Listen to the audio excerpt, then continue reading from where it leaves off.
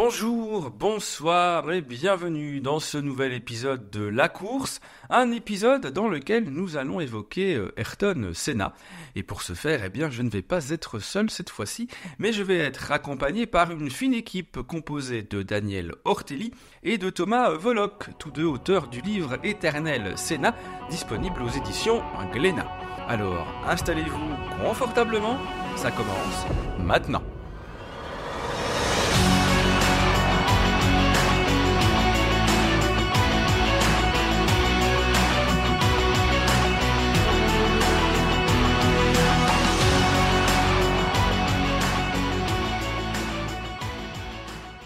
Bonsoir messieurs, et puis tout d'abord merci d'avoir accepté mon invitation pour parler d'Ayrton Senna en cette année 2024 qui marque les 30 ans de la disparition du champion du monde brésilien. Bonsoir Benoît. Et bonsoir Benoît, super content d'être ici pour parler de course automobile. Alors pour débuter, si vous le voulez bien, on va commencer par l'instant promo. Et moi, ce que j'ai bien aimé dans votre livre, c'est que j'ai eu l'impression d'être embarqué dans une sorte de road trip, de road movie. On traverse en effet véritablement toute la carrière d'Ayrton Senna en Formule 1, au travers des grands prix marquants de chaque saison, mais pas que, parce que ça c'est la route, finalement c'est la route principale. Et puis de temps en temps, on fait des petits détours, on prend des chemins de traverse, pour revenir sur certaines anecdotes, comme par exemple celle de ses essais aux USA dans le championnat kart en 92. Et puis également, le long de cette longue route, on s'arrête, on prend le temps pour faire des rencontres avec des gens qui ont connu ou qui ont en tout cas croisé Ayrton Senna à un moment donné ou à un autre. Dans ces rencontres, il y a Thierry Boutsen, il y a son physio, il y a Eric Comas ou encore Giovanna Amati, qui est l'une des dernières femmes à avoir participé officiellement à un week-end de Grand Prix. Et puis autre chose que moi j'ai vraiment apprécié, c'est qu'on a un très bel équilibre entre les textes et les images. Tout est parfaitement illustré, tout se répond très bien. Des images d'ailleurs de Dominique Leroy, qu'on salue ici. Bref, vous l'avez compris, j'ai beaucoup aimé votre livre, que je conseille aux fans qui ne l'auraient pas encore acheté. Merci Benoît, parce que j'aime beaucoup l'image du road movie. Ça me fait très plaisir ce compliment sur le road movie, parce qu'effectivement... Et justement, moi, ce que je voudrais savoir, c'est comment est-ce qu'on aborde un livre comme ça, un pilote comme ça, parce que c'est un sujet vaste, et le livre c'est quand même un beau bébé, le livre, il fait à peu près 220 pages. Moi, je peux commencer à dire ça, parce que c'est ma grande spécialité, j'adore faire des bouquins, et surtout, j'adore trouver des moyens de faire des bouquins faciles à lire et faciles à écrire, parce que c'est un gros travail, donc c'est aussi important de ne pas y passer trop de temps et de ne pas être trop le nez dans le guidon et d'avoir un peu de recul.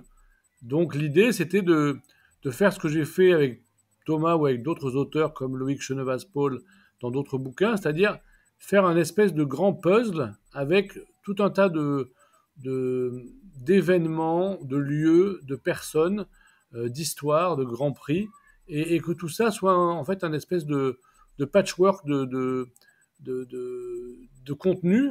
Et évidemment, le but, c'était quand même d'entourer le mieux possible les photos extraordinaires de Dominique Leroy, qui, si on regarde bien le bouquin, sont toutes différentes. Il n'y a pas deux photos qui se ressemblent. C'est assez exceptionnel. Un mec qui a fait plus de 10 ans de F1 et qui ne se répète pas, qui trouve à chaque fois un nouvel angle, une nouvelle manière de...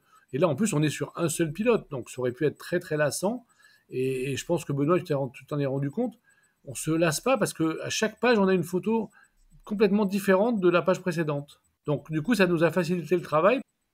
Oui, non, mais c'est vraiment ça. Moi, ce que j'ai bien aimé, c'est que même au niveau des formats, effectivement, on a des pleines pages, on a des mosaïques, etc. Il y a plein de choses différentes. Oui, parce que c'est un espèce de mélange et on a on a pris beaucoup de temps pour essayer de configurer tout ça et que y ait des chapitres un peu plus longs, un peu plus courts, que ce soit pas trop systématique. Et Thomas a été très utile aussi là-dessus parce qu'il a participé au choix des photos, on s'est réparti avec lui la rédaction des contenus, et c'était assez flexible en fait, parce que Thomas est très flexible. Donc je voudrais qu'il donne son avis aussi là-dessus sur la construction de ce livre. Ah bah déjà, Benoît, merci pour l'introduction qui était super cool de ta part. C'est super d'être reçu et qu'on t'envoie tous ces jolis mots. Moi, je vais préciser juste ce qu'est Daniel. Daniel a parlé d'un ouvrage facile à écrire. Je dirais pas particulièrement qu'il était facile à écrire, mais je parlerais plus de plaisir d'écriture. Moi, des livres sur Senna, j'en ai lu, comme beaucoup de passionnés de F1, des dizaines, des vingtaines, une trentaine. Et pour ce livre-là, ça a été une lecture de plusieurs livres pour savoir un peu ce qui a été fait. C'est important de savoir ce qui a été fait et pour pas refaire la même chose, hein, parce qu'un livre sur Ayrton Senna, ça arrive qu'une fois dans une vie, entre guillemets, je pense qu'on te le propose. Et c'est vrai que quand nous on a commencé à écrire, on s'est dit ok, bon, ça a déjà été raconté, mais qu'est-ce qu'on peut apporter en plus, que ça soit par la vision de Daniel, qui lui a une vision de son époque, mais moi c'est une vision un peu plus sur la recherche d'informations, et même celle de Dominique, qui est une version aussi de l'époque où qu'il a vraiment vécu. Donc c'est là où je dirais pas vraiment facilité d'écriture, mais on voulait vraiment quelque chose qui soit accessible au plus grand nombre, aux passionnés comme aux néophytes. Je pense que pour moi, c'est ça le maître mot, et surtout un plaisir à lire, autant que pour nous, il a été à écrire. Et je voudrais rajouter un truc, parce que nous, c'est en fait ce qui nous plaît dans tous ces bouquins qu'on fait depuis quelques années ensemble, c'est que ce public de néo-fans de la F1, il est très curieux, très gourmand, il a vraiment envie de savoir comment ça se passait avant et pourquoi, selon certains, c'était mieux avant. Mais voilà, et nous, on veut vraiment leur expliquer ça parce que moi, j'étais pas en F1 à l'époque de Senna, mais je savais ce qui se passait. Et, euh, et Thomas, il est arrivé après la mort de Senna, mais il a suivi la F1 de très près. Et la référence à Senna, c'est une référence permanente de tout le monde en F1, quel que soit le Grand Prix, quelle que soit la saison. Donc voilà, c'est un espèce de gigantesque mythe qui est encore vivant. Et on a juste picoré pour trouver des éléments qui avaient été dits ou pas dits, des photos qu'on n'avait jamais vues. Et c'est ce qui a rendu ce travail original, grâce aussi à la collaboration très efficace de Glénat, qui est un très grand éditeur, indépendant, familial, passionné. Et on n'était pas dans une machine à broyer des contenus, on était vraiment dans une espèce de dream team de passionnés. Et la maquette reflète aussi ça, parce que la personne qui a fait la maquette, elle a fait une maquette somptueuse, avec des photos du siècle dernier. Donc tout s'est conjugué pour que ça se passe bien. Alors justement, Daniel, tu parlais de la place de Senna auprès des fans. Comment est-ce que vous expliquez ça en fait? Comment est-ce que vous expliquez que 30 ans après, il y a encore cette importance, que ce soit auprès des fans anciens, mais aussi des plus jeunes, et aussi des pilotes qui pourtant, dans un cas comme dans l'autre, ne l'ont pas connu, ne l'ont pas vu rouler? Moi, j'ai envie de te dire, Benoît, c'est facile d'être un mythe. Enfin, c'est facile, j'aime pas utiliser ce mot parce que c'est un abus de langage, mais c'est plus simple d'être un mythe quand tu meurs au firmament de ta profession. Tu pars en plein vol dans un virage, alors que tu es entre guillemets au sommet de ta gloire, même si tes années de champion du monde sont derrière toi. Et tu passes quelque part à l'éternité parce que tu étais un champion charismatique avec ce qui l'entourait. Donc je pense que c'est aussi pour ça que c'est un mythe. Et puis il y a aussi le personnage, l'homme derrière le pilote de Formule 1, outre sa mort qui a été diffusé en Mondiovision. Tu as aussi le personnage qui a fait beaucoup pour la fondation Ayrton Senna, qu'il avait commencé à concevoir quelques mois avant, en janvier, avec sa sœur Viviane. Donc je pense que c'est une foule de petites caractéristiques de Senna qui font qu'il est encore, je vais dire, intemporel aujourd'hui, sachant qu'il y a aussi ses aptitudes sur la piste qui sont incroyables sous la pluie, en course.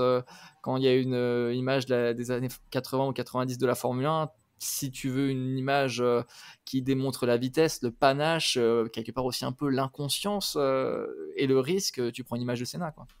Après, il y a un autre truc qui est évidemment une espèce de tarte à la crème, mais c'est le fait que l'image de Senna en France, elle a été boostée par le duel avec Prost, et qu'on en a beaucoup parlé à droite et à gauche. Moi, j'ai une anecdote que je raconte à chaque fois qu'on me demande de parler de ce livre sur Senna. C'est le jour où on était au Grand Prix historique au mois d'avril avec Thomas pour signer les bouquins qui venaient à peine de sortir. On était fin avril. Et il y a un mec qui est venu pour acheter le bouquin. Et je lui ai dit, bon, bah, racontez-moi un truc sur Senna, un souvenir avec Senna, etc. Et il m'a dit, bah, en 89, j'étais ici au circuit Paul Ricard. J'étais un partisan acharné de Prost. Et j'ai attendu Senna devant son motorhome pour l'insulter. Et en fait, non seulement il ne l'a pas insulté, mais il est resté les bras ballants, complètement scotché, quand Senna est sorti du motorhome, ébloui par le charisme de ce mec. Et quand il m'a raconté ça 30 ans plus tard, 89, 2024, ça fait même presque 40 ans plus tard, il s'est mis à pleurer. C'est-à-dire que le mec, il m'a acheté un bouquin en pleurant. Et je lui faisais une dédicace en disant, en souvenir de ce moment de 1989. Donc voilà, le mec, il était bouleversé à vie, comme beaucoup de gens ont été bouleversés par sa carrière, par les grands prix auxquels ils ont assisté, et évidemment par sa mort.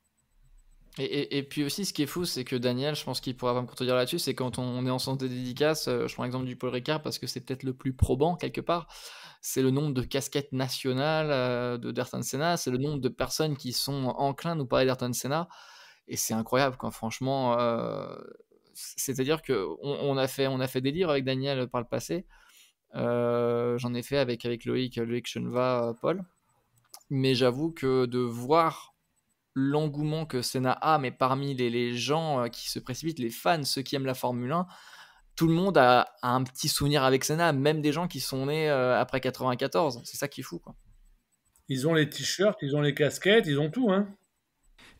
Et du coup, eh bien, on parle de souvenirs. Vous, si vous deviez en garder un souvenir d'Ayrton Senna, le premier, là, comme ça, qui vous vient à l'esprit, ce serait lequel? Moi, c'est 84. Non, mais c'est 84. C'est cette course folle où il double Prost dans le dernier tour.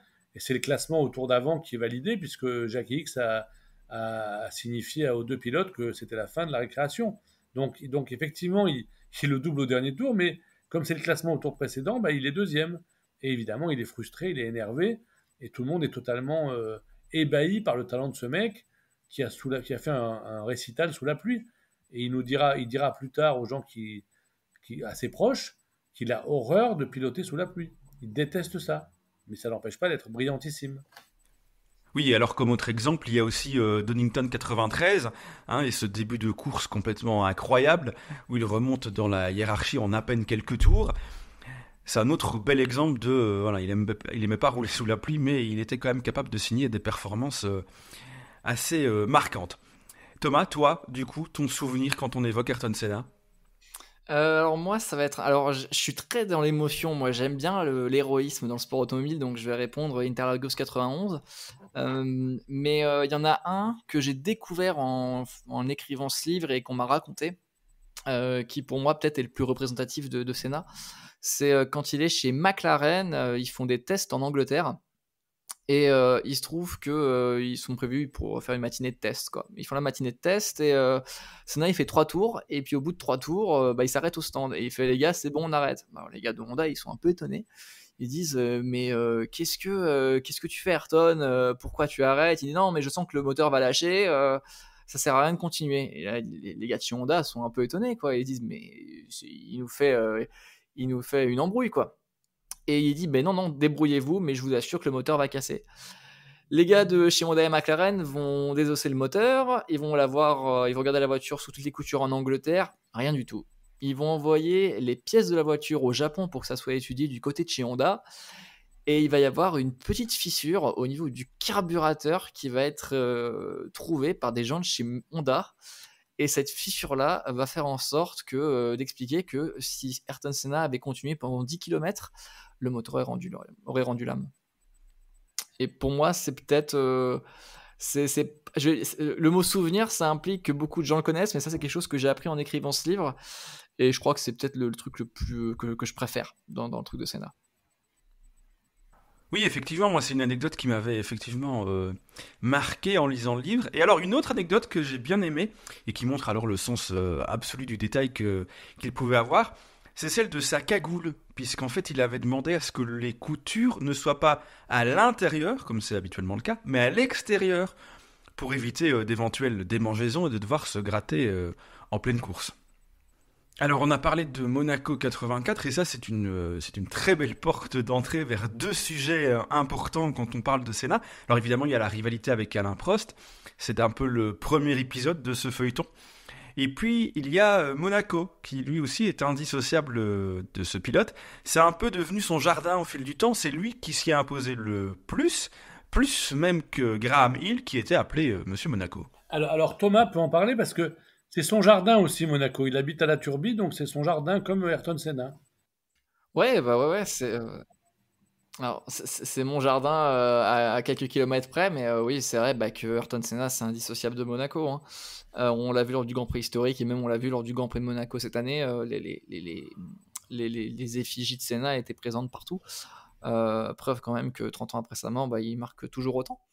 Mais oui, non, je pense que Monaco, c'est le défi ultime pour beaucoup de pilotes de Formule 1.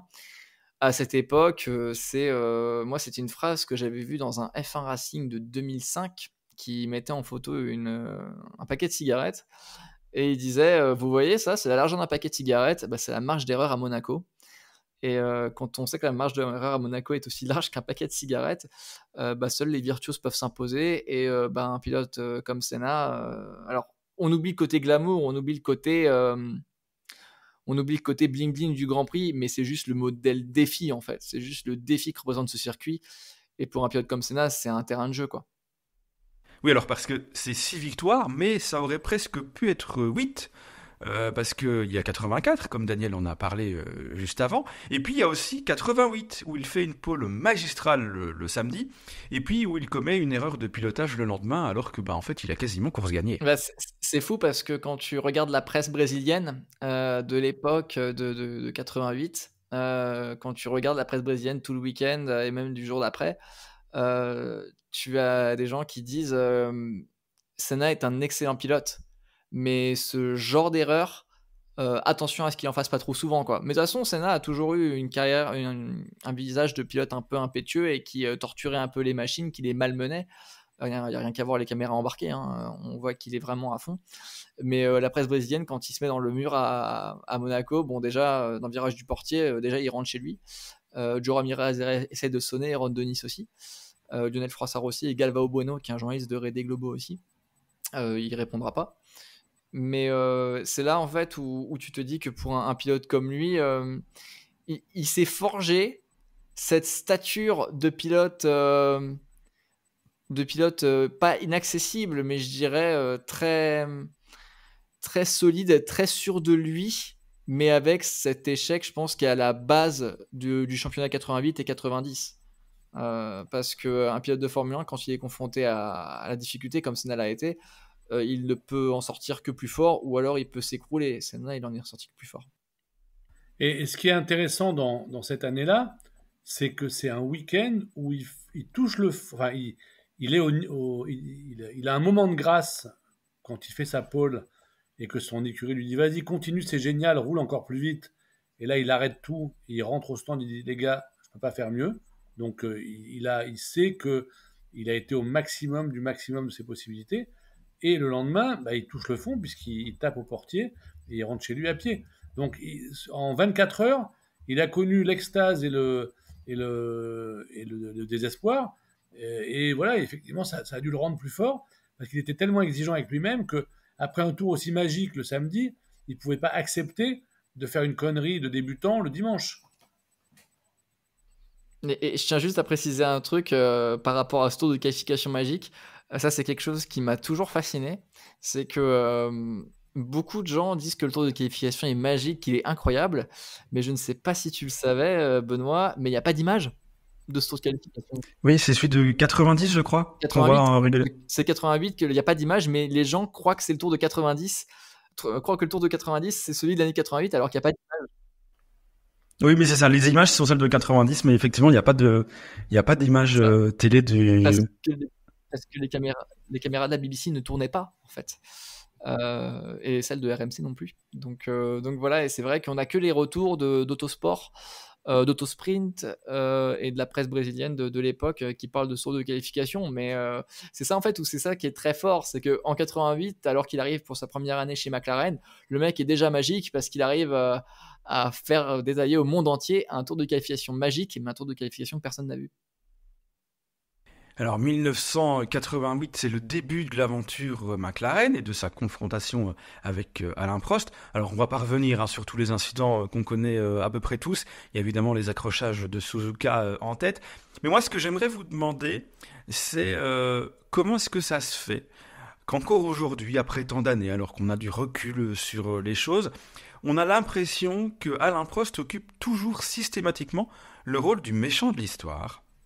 Il a donné très peu d'interviews cette année, mais il en a surtout donné une à Motoring News, c'est ça, dans laquelle il détaille cette histoire. Et en fait, ce qui se passe, c'est qu'il était tellement dans le calcul et la conservation de l'avantage qu'il pensait avoir en étant plus âgé, plus expérimenté et en ayant appris le métier dans la même écurie que Niki Lauda quelques années plus tôt, que forcément, il n'avait pas du tout il n'était pas dans le même trip que Senna, qui avait envie de tout casser, de tout bousculer. Et forcément, le public, il préférait le jeune mec qui voulait déboulonner la statue du professeur, plutôt que le professeur qui essayait de résister à un phénomène comme on en a très peu vu dans l'histoire de la Formule 1. Donc je pense que c'est pour ça que ça a été exagéré, certainement par les médias, sauf les médias français peut-être, qui avaient pris quand même beaucoup parti pour Alain, forcément, puisque il le connaissait très bien et depuis longtemps. Et voilà, et en plus, ça correspondait parfaitement au scénario que voulait Bernie Ecclestone à l'époque, d'une rivalité incroyable il fallait qu'elle dure le plus longtemps possible, parce que ça faisait des audiences et ça faisait de l'argent. Moi, je vais juste reprendre par rapport, ouais, le traitement manichéen de Senna-Prost. Prost-Senna, c'est toujours le défi qu'il y a. Après, je sais que Prost, il a parlé dans F1 Racing, je crois que c'était quelques mois, pardon, après la sortie du film Senna d'Asif Kapadia, dans lequel F1 Racing avait titré Pourquoi je n'aime pas le livre sur Senna, et il fait une très longue entrevue où il dit que clairement, il a été interviewé par Asif Kapadia, l'équipe de réalisation du film Senna, et dans lequel il dit on a fait des heures d'interview, et au final, ce qui reste, c'est juste moi qui parle du fait qu'il a été dangereux, qu'il a eu des fois des comportements un peu limites, etc. Je pense, alors, lorsque tu as posé la question pourquoi il y a cette difficulté entre Senna et Prost, pourquoi l'un est aimé et pourquoi l'autre est détesté, j'ai une formule un peu choc qui m'est venue en tête avant peut-être de la nuancer, c'est l'un est vivant, l'autre est mort. C'est-à-dire que c'est... Je sais pas, mais pour moi, c'est peut-être aussi que Senna représentait, comme l'a dit Daniel, le jeune loup prêt à tout déboulonner et à tout casser sur son passage, tandis que Prost, c'était vraiment la figure en place, le pilote qui connaît très très bien la Formule 1, qui connaît très bien les rouages, que ça soit politique ou autre. Et peut-être que à cette époque-là, là où la Formule 1 était élégamment manipulée par Bernie Ecclestone, on voulait aussi voir un jeune loup qui tapait dans la fourmilière. Je pense que c'est pour ça aussi que les gens aimaient Senna et n'aimaient pas tellement Prost. Après, moi, je me souviens d'un truc, c'était que j'ai parlé à Nuno Cobra, qui est son préparateur physique et qui a été son entraîneur pendant 10 ans à Ayrton Senna. Je l'ai eu à Sao Paulo. Et je lui ai posé une question sur Alain Prost, parce que une des questions moi, qui m'est venue à l'esprit, c'est bon, vous avez eu Senna avec vous pendant 10 ans, est-ce qu'il vous parlait de Prost? Et il m'a dit oui, mais en vérité, il me parlait surtout de Nigel, de Nigel Mansell en fait. Et c'est là en fait où je me suis dit, alors j'ai mon prisme d'Européen et de franco-français qui me fait dire qu'effectivement, il y a une grosse rivalité entre Prost et Senna, mais il ne faut pas non plus oublier la rivalité Senna-Mansell, quoi. Oui, non, c'est vrai. Mansell, c'est aussi un autre pilote avec lequel il y a des duels mythiques. Alors, on va penser à Monaco 92, par exemple, ou encore peut-être encore plus parlant pour les gens, c'est Barcelone 91, avec les deux qui sont quasiment roue contre roue dans la ligne droite de départ-arrivée. Alors là, pour le coup, il doit y avoir à peu près un paquet de cigarettes entre les deux, et ça donne des images qui sont juste incroyables, en fait. Et puis, nous, dans le bouquin, ce qu'on a réussi à faire, à mon avis, enfin, on a choisi de le faire surtout, c'est de bien montrer que, en plus de la rivalité avec Prost, il y avait la rivalité avec Piquet et la rivalité avec Mansell. Et ces trois rivalités sont d'ordre complètement différentes. Puisque, avec Mansell et Piquet, ils sont pas dans la même écurie. Avec Prost, il y a le phénomène politique et la présidence de Jean-Marie Balestre qui prend fait et cause pour Alain Prost, parce qu'ils sont français tous les deux, et que Jean-Marie Balestre, il aime bien aussi semer le chaos. Enfin, à l'époque, il aime bien semer le chaos, quitte à prendre des décisions contradictoires ou incompréhensibles ou inattendues. Voilà, donc, alors qu'avec Piquet, c'est une rivalité purement brésilo-brésilienne, Et avec Nigel, c'est que du sport, parce que Nigel, à l'époque, il est très très fort. On s'en rend pas compte parce qu'il a une image de loser et qu'il fait des conneries et qu'il est un peu le British caricatural. Mais c'est un très très grand champion. Et heureusement qu'en 92, il devient champion du monde parce qu'il le mérite, mais 200 fois par la qualité du spectacle qu'il a proposé pendant plusieurs années, même dans des voitures pourries. Donc voilà, donc c'est tout ça qui rend cette période incroyable. C'est qu'il y avait beaucoup de pilotes qui, à certains moments, ont eu la bonne voiture au bon moment, et après ont galéré et ont eu des années beaucoup moins fastes. Et la rivalité, la concurrence était beaucoup plus grande qu'aujourd'hui, à mon avis. Je ne sais pas si Thomas, qui représente les fans plus jeunes, est de mon avis, mais en général, on est du même avis. Ouais, en général, on est du même avis, c'est pas faux. Le plateau des pilotes était très fort. Ah oui, effectivement, c'est facile, je pense, de revenir quand on donne un petit coup d'œil dans le rétro et de se dire ah ouais, on a eu une super époque dans les années 80, 90 et même avant. Moi, je dirais que par rapport au plateau d'avant, faut peut-être prendre le pack dans son entièreté. Et je dirais que dans les années 80-90, comparé à maintenant, même si je déteste faire des comparaisons par rapport à la Formule 1 de maintenant, parce qu'il faut comparer ce qui est comparable, c'est que je pense que parmi les 24 pilotes qu'il y avait dans les années 90, je pense pas qu'il y ait trois quarts des pilotes, des 24 pilotes de la grille des années 90 fassent la grille parmi les 22 de maintenant, quoi. Je pense que la profondeur en matière de talent est beaucoup plus large maintenant que par le passé, mais ça s'explique aussi par la génération et par l'accessibilité des données aussi qui a été offerte et par la prégnance aussi de la bonne voiture et des bons matériaux. Il y a un autre truc qu'on peut dire, c'est que à l'époque de ces pilotes-là, on avait vraiment deux mecs dans la meilleure écurie qui étaient des fous du réglage et des fous du perfectionnisme et des fous du travail d'analyse de data, même si le data à l'époque était très limité par rapport à aujourd'hui. Et puis autour d'eux, il y avait une bande de fêtards d'un autre monde qui était là surtout pour faire la fête et j'en passe et des meilleurs. On n'était pas du tout dans une F1 corporate sans alcool, sans sexe et sans drogue qu'on a aujourd'hui. C'est pour ça que James Hunt a gardé une image et une aura phénoménale parce qu'il se mettait minable tous les week-ends et le reste de la semaine. Donc, et ça n'empêchait pas de faire des courses fabuleuses. Oui, c'est ça. En fait, nous, aujourd'hui, on a eu, il y a quelques années, Kimi Raikkonen qui mangeait une glace. C'est un autre style dans le domaine de la désinvolture. Et puis, puisqu'on en vient à parler de Formule 1 un peu plus moderne, dans les pilotes actuels, est-ce que vous voyez un ou pourquoi pas, des héritiers de Senna? Bah, moi, mon dada, c'est Lewis Hamilton. Donc pour moi, c'est le fils spirituel parce qu'il est mystique et religieux comme Senna, qui peut être très performant quand il a une bonne voiture et qu'il a un charisme ahurissant. C'est-à-dire, dès qu'il rentre dans le paddock, que ce soit en djellaba ou en jean ou en short, tout le monde est en folie. Donc il a en plus ce côté délire fashion que n'avait pas Ayrton.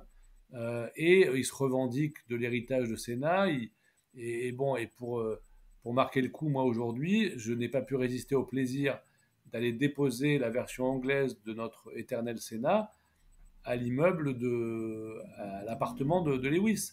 Et donc le gars qui était à l'entrée, totalement ahuri, m'a dit mais je ne suis pas supposé vous dire s'il habite ici. Je lui ai dit oui, mais je sais qu'il habite ici, j'aurais juste lui déposé un bouquin. Et finalement, il a pris le bouquin. Voilà, donc pour moi, le fils spirituel de Senna, c'est Lewis Hamilton. Et on s'en rendra encore plus compte l'année prochaine quand il sera chez Ferrari. Après, t'as aussi des pilotes dans les années 2000. Je crois que c'était, je vais pas dropper des noms, enfin quoi que si, je crois que c'était Enrique Bernoldi ou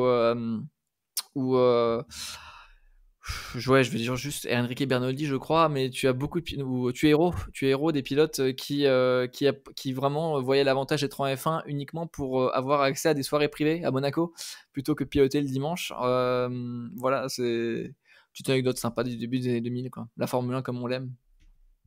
Et est-ce que justement, ce transfert de Lewis Hamilton pour finir sa carrière chez Ferrari, c'est pas un peu pour le Britannique une sorte de clin d'œil à Senna? On l'a souvent associé au Brésilien. Senna qu'on a d'ailleurs souvent cité à Maranello et qui a bien failli y aller d'ailleurs. Il avait en 91, il avait un pré-contrat. Senna chez Ferrari, signé par Di Montezemolo, d'ailleurs. Et alors, par rapport à l'arrivée de Senna chez Ferrari, il y a un truc que j'ai lu dans un livre italien d'Alberto Sabatini, qui est un journaliste qui travaille pour Autosprint, le magazine italien de référence, qui apparemment, alors Benoît, est-ce que tu sais que Prost s'est fait limoger de chez Ferrari lors du dernier Grand Prix de la saison, je veux dire 91? Oui, la fameuse histoire du camion, qui a été un peu raccourcie, mais... Qu'est-ce que tu me dis si je te dis que l'histoire du camion, en fait, c'est un écran de fumée? Imaginons que, on va dire que Senna avait signé un pré-contrat chez Ferrari, qu'il avait signé avec Di Montezemolo et que c'est arrivé aux oreilles de Prost. Oui, et que ça a mis une mauvaise ambiance et que lui s'est retrouvé parti. Je crois que le directeur de l'écurie a sauté peu de temps après. Qu'est-ce que je te dis si Prost est allé directement se plaindre à la famille Agnelli pour dire c'est quoi ce bordel? Vous faites signer potentiellement un Brésilien qui arrivera bientôt et vous m'incluez pas dans les plans de l'équipe. Ça va arriver chez Ferrari le fait que Prost ait parlé à Agnelli et ils vont tout simplement trouver le prétexte du camion pour le limoger. Parce que tout simplement, ils n'ont pas apprécié le fait que Prost rapporte des propos. Alors je te dis encore une fois, c'est pas mes propos, mais c'est ce que j'ai lu dans un livre italien d'Alberto Sabatini sur Ayrton Senna. Oui, voilà, c'est ça. Senna chez Ferrari en 91 ou encore même quand Todd arrive et même en 94, il y a encore des contacts avec Montezemolo. Il y avait vraiment une volonté pour les deux parties de s'associer. Ils se sont vraiment tournés autour fin des années 80, début des années 90. Et alors Daniel, tu parlais tout à l'heure des pilotes qui ont eu des hauts et des bas, un peu aussi en fonction des écuries. Mais si on regarde la carrière de Senna, ce qui est frappant, je trouve, c'est qu'on a l'impression qu'il a marqué toutes les équipes par lesquelles il est passé. Que ce soit Toleman, par exemple, je pense que Toleman, sans lui, on n'en parlerait sans doute presque plus. Chez Lotus, eh bien, c'est lui qui remporte les dernières victoires de l'écurie. En McLaren, c'est bien évidemment les titres mondiaux et la rivalité avec Alain Prost. Et puis Williams, alors au-delà d'Imola et de l'accident, il se distingue quand même aussi en signant les 3 premières pôles de la saison, alors que la monoplace n'est pas la meilleure du plateau. C'est comme un grand numéro 10 ou un grand libéro dans une équipe de foot à cette période-là, parce que en fait, il fédère tellement les gens autour de lui, il est tellement comment dire, le chef d'orchestre de l'écurie, il fascine tellement les ingénieurs parce qu'il leur sort des infos de data qui sont incompréhensibles pour eux, qui sont pourtant des ingénieurs, et il leur dit mais ça veut dire ça veut dire ça veut dire qu'il faut faire ça, etc. Donc en fait, il fascine tout le monde, et quel que soit le niveau de l'écurie, sa quête de perfection tire tout le monde. Et il a des très bons rapports, même s'il a un sale caractère ou qu'il est un peu spécial, il a de très bons rapports avec tous les gens qui l'entourent.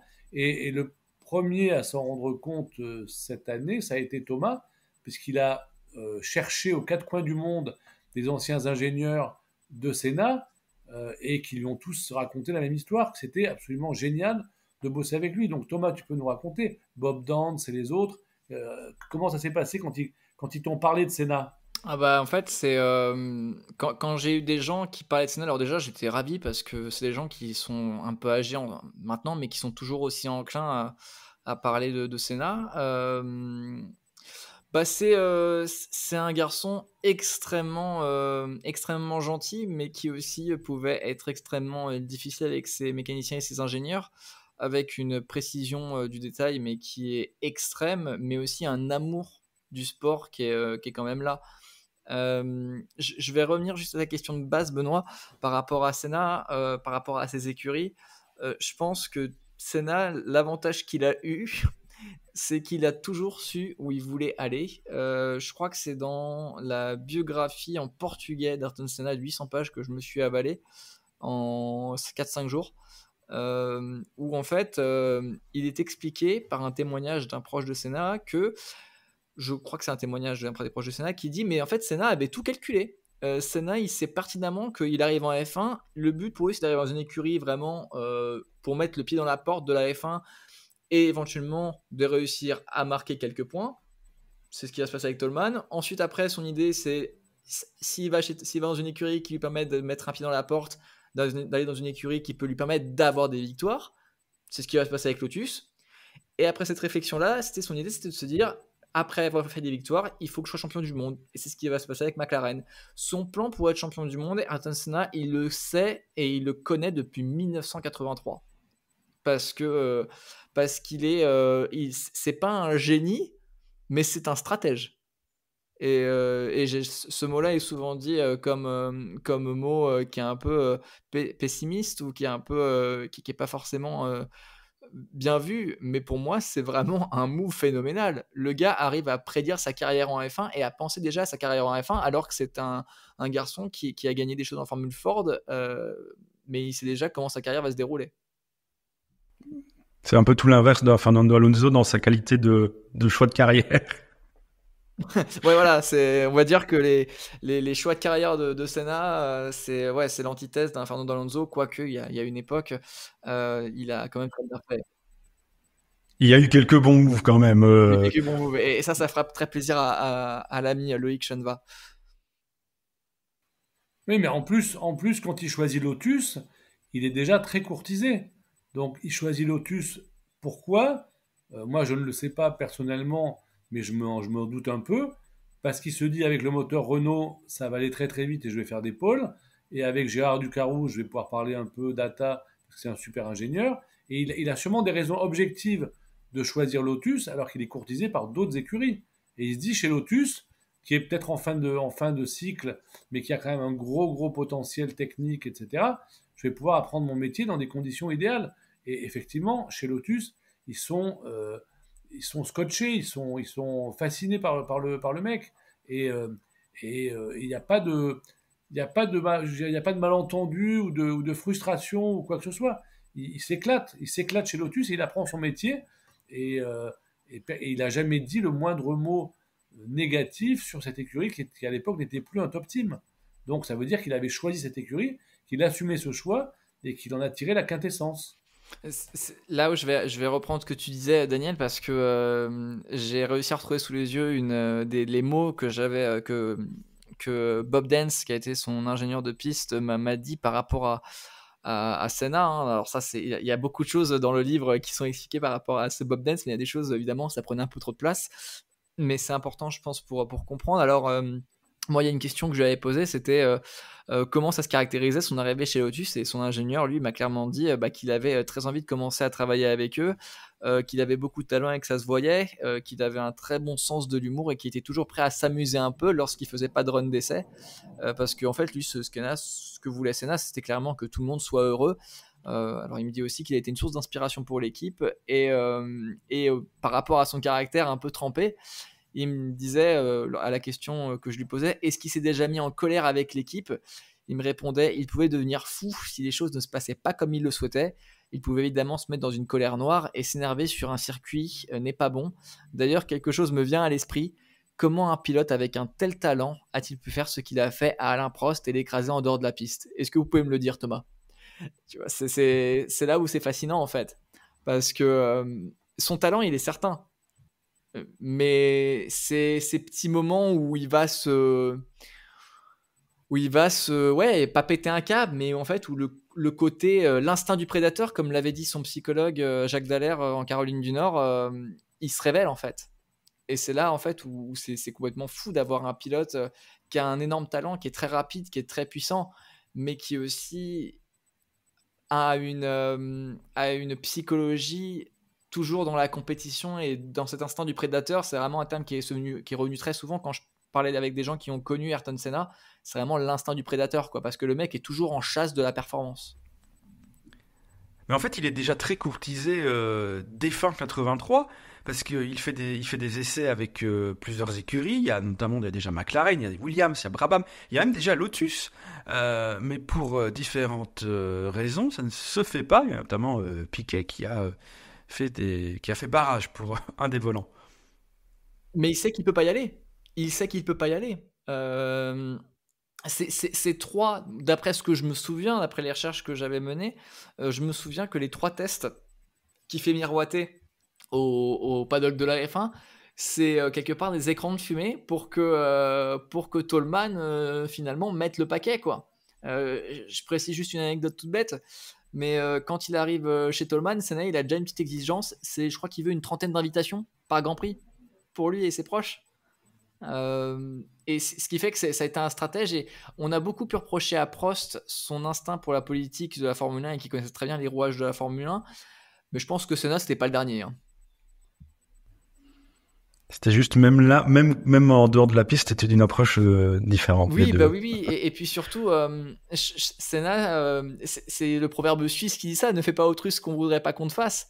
Mais Senna s'est comporté de manière difficile avec certains jeunes pilotes qui sont arrivés. Je pense à Eddie Irvine où il va lui mettre une droite à Suzuka. Mais quand il arrive, Senna, il se comporte pas de manière super bien avec certains pilotes. Mais quelque part, c'est ça qui fait aussi le personnage. Et tu comprends un peu le personnage, tu comprends le pilote, et c'est un plaisir de le raconter, en fait.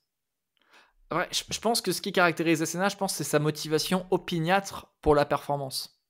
C'est là, en fait, où ce mec, il était fou parce que quand son psychologue, moi, il m'en a parlé, il me disait, Senna partageait tout le temps cet instinct du prédateur. Il disait qu'il était vraiment, il pensait qu'il était le meilleur et il se devait d'être le meilleur. C'est la même psychologie qu'ont les Navy Seals, qu'ont des acteurs de premier plan. C'est cet instinct du prédateur, cette mentalité qui les pousse toujours à faire mieux et à faire en sorte qu'ils soient encore meilleurs pour que la concurrence soit totalement annihilée, en fait. Oui, d'ailleurs, il y a une autre anecdote dans le livre qui illustre un peu ça. C'est une anecdote où il fait, je crois que c'est du jet ski. Et là aussi, en fait, le but, c'est simplement de battre tout le monde. Quand il va à Bercy pour faire du karting fin 92 et fin 93, c'est une épreuve fun. C'est un moment de fin de saison ultra sympa entre pilotes, machin. Mais lui, il est là pour gagner et il veut surtout leur en mettre plein la vue. Et il les intoxique en faisant peindre son karting en blanc. Et les mecs se disent, mais c'est quoi ce karting? Il n'est pas réglementaire, c'est pas le même que nous. Ils étaient tous bleus, les kartings aux couleurs de Elf. Et lui, il est chez Elf à l'époque, déjà. Mais enfin, il va l'être. Mais il s'en fout, il peint le kart en blanc pour que tous les mecs se posent des questions pour savoir si son kart est réglementaire. Et c'est juste pour les faire chier. Et il fait ça très bien et ça marche très bien parce qu'il est très intelligent.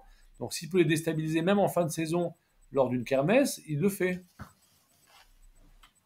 C'est quand j'avais eu Mike Wilson, qui est un pilote de karting qui a été 6 ou 7 fois champion du monde de kart, qui lui a très bien connu Senna dans les années karting, à la fin des années 70. Moi, il me dit ni plus ni moins que la première interaction avec Ayrton Senna, et ça, je crois que je ne l'ai pas marqué dans le livre parce que je trouvais ça un peu vulgaire.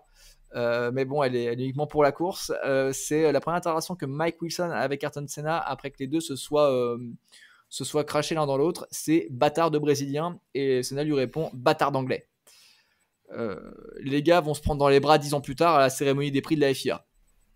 Oui, d'ailleurs, quand on lui pose la question quelques années plus tard, quand on lui demande quel est le rival qui l'a le plus marqué, c'est un pilote de l'époque du karting. Alors, j'ai plus le nom du pilote en tête, mais... Bah, c'est Terry Fullerton. C'est Terry Fullerton qui roulait avec Mike Wilson à l'époque.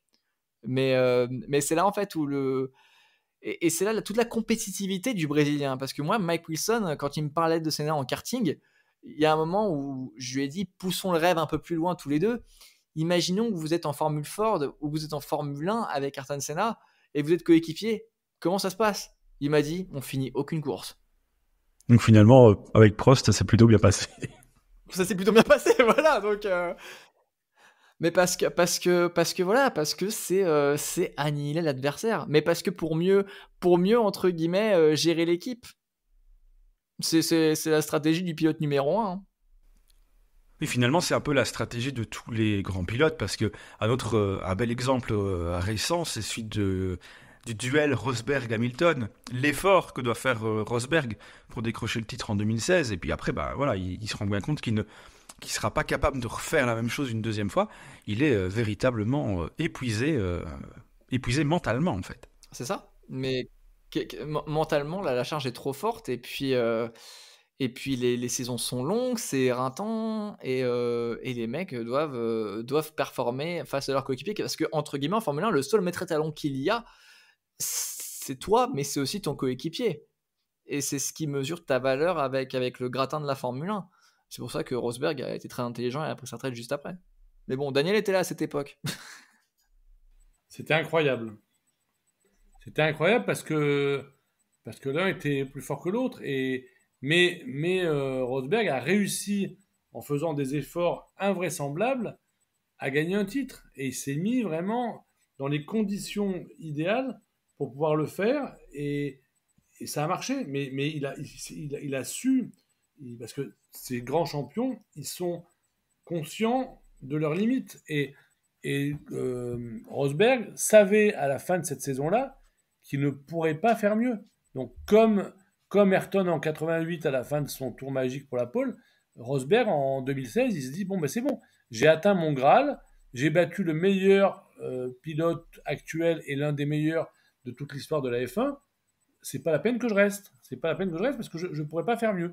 Et il y a peu de chances que j'arrive à faire aussi bien. Donc il a été réaliste. Et depuis, il coule une retraite paisible, il est vivant et il élève ses enfants. Donc voilà, c'est cette capacité qu'ils ont à savoir exactement où ils en sont dans leur carrière, dans leur talent, dans leurs limites, dans les limites de leur pilotage et de leur capacité de pilote. Donc c'est ça qui est fascinant avec ces grands champions. C'est comme Mansell en 92 qui remporte le titre avec Williams, en 93 qui part en exil en IndyCar et qui remporte le championnat kart, pardon. Enfin, qui part en exil en kart et qui remporte le championnat avec Newman Haas. C'est là où une fois que le job est fait, bah, il n'y a plus rien à faire, quoi. Oui, d'ailleurs, quand Mansell gagne enfin le titre, je pense, Senna lui dit quelque chose, j'ai plus les mots exacts, mais tu comprends pourquoi je me bats encore pour avoir ça, parce que c'est une sensation folle.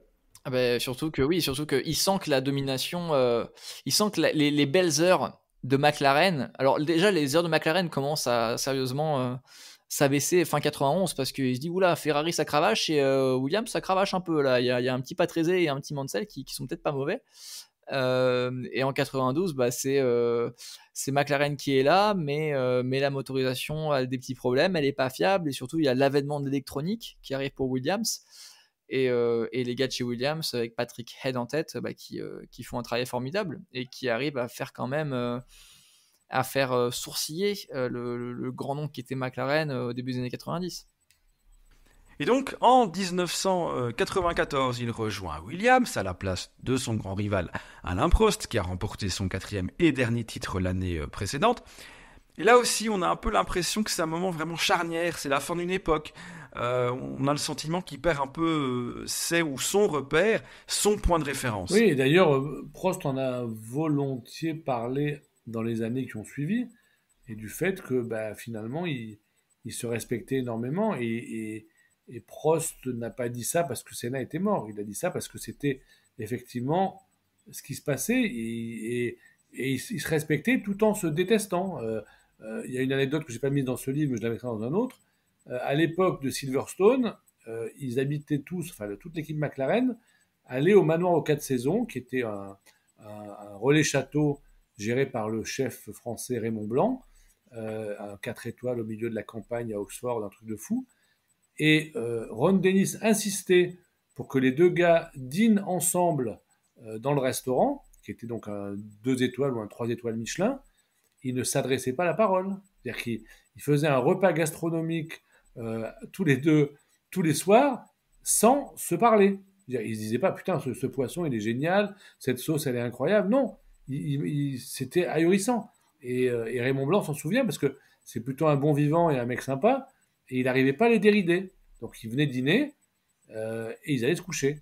Et à l'époque, il n'y avait pas de portable, donc ils ne pouvaient pas faire comme les gens au restaurant aujourd'hui, regarder leur portable pendant le repas. Donc ça devait être assez génial d'assister à ces repas gastronomiques entre les pilotes McLaren.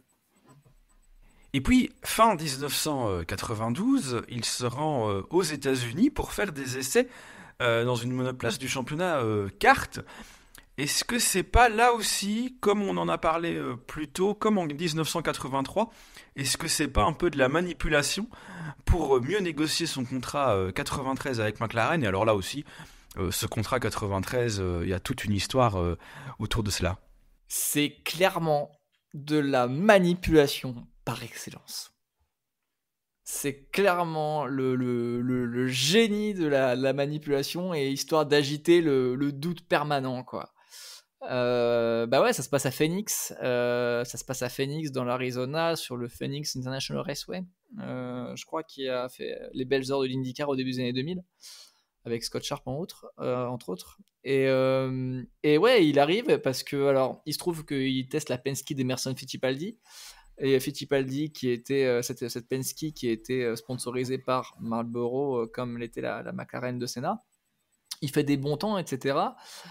Mais ouais, c'est clairement, c'est pour dire je peux aller où je veux et je vous emmerde.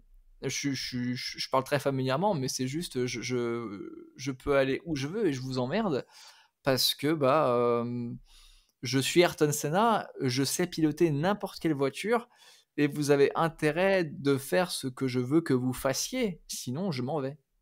Et justement, est-ce que vous pensez qu'après sa carrière en Formule 1, il se serait engagé dans d'autres catégories, dans d'autres disciplines? Ou bien est-ce que, comme beaucoup aussi le disent, il se serait engagé dans la vie sociale de son pays? Est-ce qu'il se serait engagé en politique? Moi, je pense qu'il aurait été président du Brésil. Franchement, alors, pour le livre, j'ai parlé à pas mal de Brésiliens. Et quand je leur pose la question dans une utopie parfaite par rapport à Ayrton Senna, qu'est-ce qu'il serait devenu? Ils me répondent tous, il serait président. On ne peut pas se rendre compte en tant qu'Européen ce qu'il représentait pour un peuple aussi passionné, mais aussi dans un pays qui a été miné dans les années 80 dans la dictature et dans la crise économique.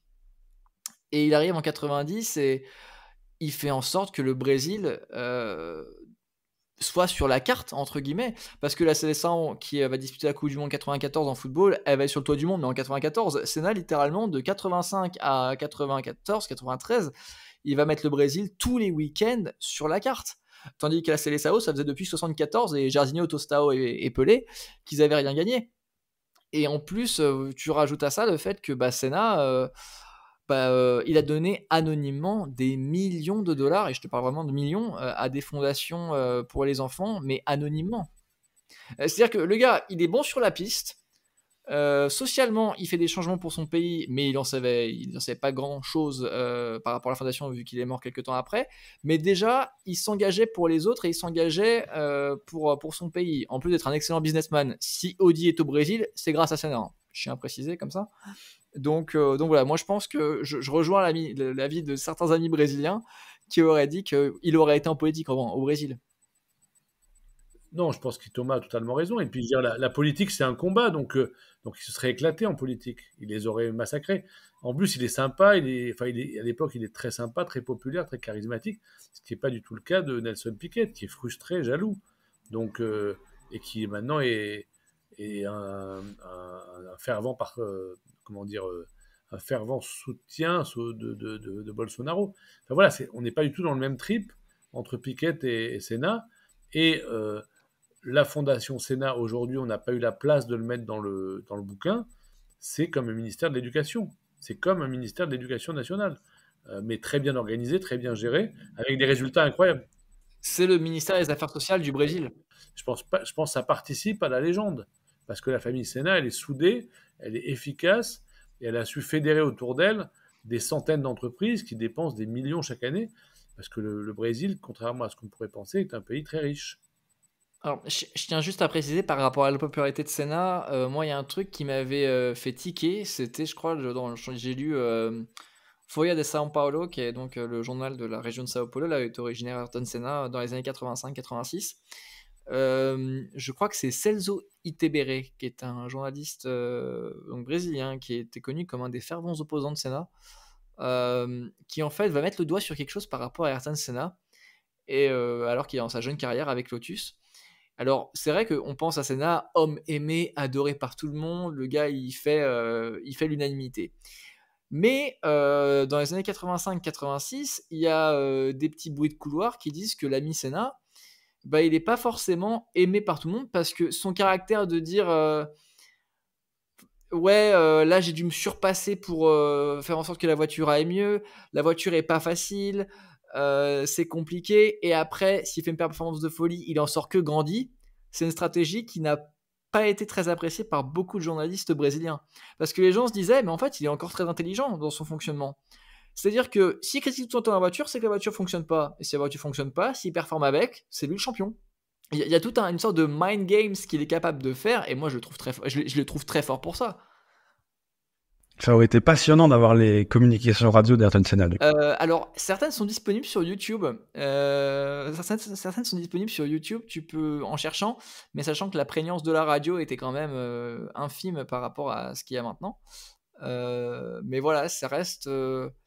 Moi, c'est vrai que c'est des choses. Moi, c'est retour technique. Quand je parle avec des gens, mais qui me parlaient de son retour technique, mais c'est la télémétrie avant la télémétrie. Mais bon, c'est une phrase qui a été souvent dite. Mais c'est le gars, s'il s'enferme, s'il est avec vous un soir, s'il vous croise à 20h dans le lobby d'un hôtel, il va vous voir et vous partez pour une réunion de 2 heures sur la courbe du 130R, quoi. Moi, j'ai l'impression qu'il était particulièrement technique et pointu sur la partie moteur. Alors, je dis pas qu'il était nul sur les aéros, mais quand je lis des choses, j'ai l'impression que c'est vraiment, et ce qui explique aussi une relation très particulière et très presque fusionnelle avec Honda. Alors, je pense que la relation fusionnelle avec Honda, ça s'explique par 2 choses. Alors oui, les gens de Honda disaient que Senna, c'était comme un chef d'orchestre au niveau du moteur. C'est-à-dire, avec la sonorité du moteur, il était capable d'avoir un retour sur la voiture. C'est quelque chose qui est totalement presque exagéré, et on pourrait même pas croire que c'est vrai, mais pourtant c'était le cas. Et surtout chez Honda, ce qui va plaire à Senna, et chez Senna, ce qui va plaire à Honda, bah, c'est que les Japonais, ils sont rigoureux, ils sont carrés, ils sont pointilleux. Bah, Senna, c'est la même chose en fait. Tout ce qu'il n'a pas réussi à avoir avec Renault, il va l'avoir avec Honda. Et en plus, avec Honda, il va arriver en 87, pardon, vu qu'ils sont avec Lotus. Et en fait, il va avoir des gars de chez Honda, mais qui, alors ça, c'est raconté dans sa biographie en anglais, qui est excellente d'ailleurs, une de ses biographies, qui est en gros, les ingénieurs de chez Honda. Et un truc qui va beaucoup plaire à Senna, c'est que les ingénieurs chez Honda vont arriver en Angleterre, ils vont sortir de l'avion, ils vont déposer leur valise à l'hôtel, ils vont pas se doucher, hein, mais ils vont directement au circuit pour aller voir Senna et pour apporter des tonnes de données de la voiture. Senna, en gros, il va voir les mecs de Honda tout suants, tout fatigués après leur avion, et en fait, ça va lui plaire directement. Et on est plus que il adore le moteur, c'est qu'il adore tout ce qui peut rendre la voiture plus rapide, mais il adore aussi tout ce qui peut faire en sorte que ça soit le meilleur. Et c'est là où la culture japonaise, qui est très rigoureuse, très, très détaillée, très, très intense, ça va lui scier à ravir en fait. Daniel, je suis désolé, je monopolise la parole. Non, pas du tout. Mais en plus, à l'époque, on a des moteurs très différents. On a encore des espèces de moteurs très différentes. Alors qu'aujourd'hui, ils ont quasiment tous le même moteur, mais à quelques petites variantes près. Mais à l'époque, c'est pas du tout pareil d'une écurie à l'autre, d'un motoriste à l'autre. Il y a une vraie guerre des motoristes. Et aujourd'hui, il me semble qu'on est beaucoup moins dans ce trip de comparer les moteurs et les performances des moteurs, même si on a des moteurs différents. C'est plus un sujet. C'est plus un sujet aussi important qu'à l'époque, parce que ça faisait partie de la storyline, enfin de ce qu'on racontait à l'époque au sujet des histoires des courses de Formule 1. On parlait beaucoup des motoristes. Oui, et puis il y avait des fantaisies, quoi. Il y avait on lisait le règlement et on cherchait tout ce qui pouvait contourner le règlement, comme les gens le font maintenant. Mais je pense que avant, il y avait peut-être un peu plus de fantaisie, parce que les organismes compétents ne savaient pas qu'ils pouvaient se faire aussi bien exploiter leur système par les ingénieurs qui étaient des génies ou des fous ou des génies fous, quoi. Et Bernie adorait quand il y avait des polémiques. Il adorait ça, les polémiques. Est-ce que l'essence est conforme? Est-ce que le moteur est conforme? Voilà. Voilà. Non, il savait très bien que ça servait l'intérêt de la Formule 1. Plus il y avait de polémiques, plus ça faisait d'audience. Ça s'est un peu calmé depuis. Il y a moins de polémiques. Ça reste l'adage qu'on parle de moi en bien ou en mal, l'important c'est qu'on parle de moi. Et la Formule 1 de Bernie Ecclestone dans les années 80 et 90, ça répond à ce dicton-là, mais parfaitement. Parce que c'est ce qui permet d'attiser la lumière. Les critiques, oui, mais quelque part, là où il y a les critiques, il y a les gens qui en parlent. Et si les gens qui en parlent, il y a un intérêt. S'il y a un intérêt, il y a de l'argent. Les polémiques étaient souvent techniques, parce qu'il y avait chaque année une vraie nouveauté technique qui déclenchait un séisme. Et les ères de domination, elles ne duraient pas 5 ans ou 6 ans, elles duraient 1 an ou 2 ans. Et après, quelqu'un d'autre trouvait quelque chose de mieux. Et donc, c'était parfait pour Senna, parce que lui, tous ces ingrédients techniques de la Formule 1 de l'époque, il se régalait, parce qu'il essayait de les maîtriser mieux que les autres, et d'être si possible dans l'écurie qui avait l'avantage technique cette année-là. Donc, c'était un mix très intéressant, et effectivement, c'était très populaire à l'époque de Prost et Senna, mais c'était aussi une niche de passionnés très très au courant de ce qui se passait dans les voitures et dans les moteurs. Il y avait deux publics en fait. Il y avait un public comme disent les Américains, les Anglais, de petrolheads. Je ne sais pas si c'est les Américains ou les Anglais, Thomas il nous dira.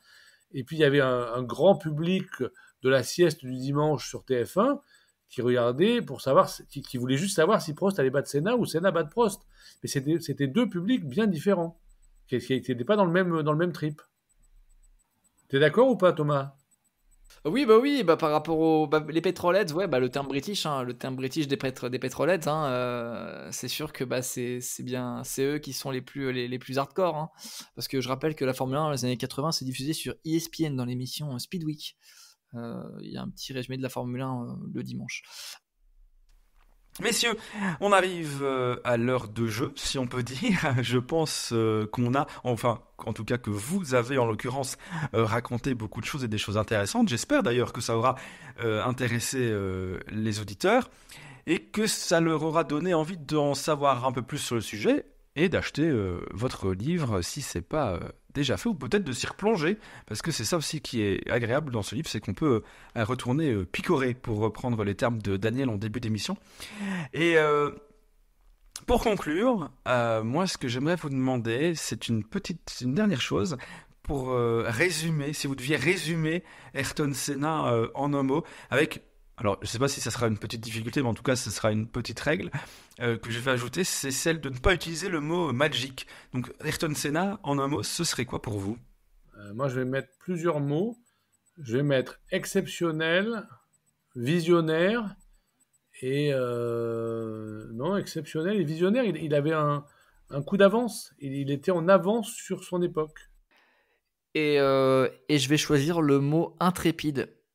Parce que pour moi, le mot intrépide, ça regorge différentes strates, dont celle de la détermination, mais aussi du travail, de l'acharnement dans le travail, mais surtout du fait qu'il n'ait pas peur devant le danger, et c'est ce qui l'a tué. Donc voilà, je dirais intrépide. Eh bien moi je vais également conclure avec un mot, et je vais boucler la boucle en quelque sorte en utilisant le mot éternel, comme le titre de votre livre. Daniel, Thomas, encore un grand merci d'avoir accepté mon invitation. Merci d'avoir partagé ce moment avec nous. Merci également à vous qui nous avez écoutés. À très bientôt. Bye bye. Merci beaucoup Benoît de nous avoir invités, accueillis. C'était un grand plaisir. Merci beaucoup. Je me suis senti comme dans un chalet à la montagne. Franchement, c'était parfait. J'avais mes petits chaussons. Vraiment, c'est super. Super content.